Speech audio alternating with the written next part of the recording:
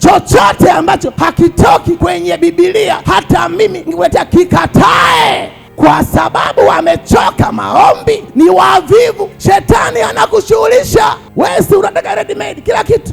Yesu wa kwenye pochi. Waliokoka, waliokombolewa Disemba wanamcelebrate Yesu hapa.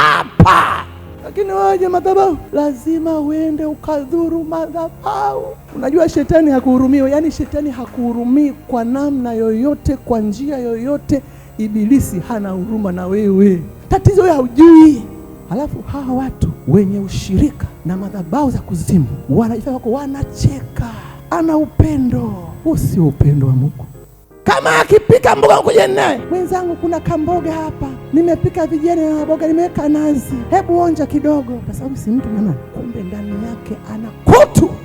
Adui wa nyumbani kwa mtu ni watu anaoishi nao. Hivi mtu ananiambia nitapata maadui wapi? Nitapata maadui wapi? Siendi disco, siendi muziki, siendi movie. Mimi kanisa na mimi, na shughuli zangu nafanya na kanisa na mimi. Unafikiri adui yangu anatoka wapi? Adui yangu mimi ni mlokole mwenzangu. Wewe unakaa na mtu anakuchekesha. Watu wenye madhabahu za giza wanajua kuigiza.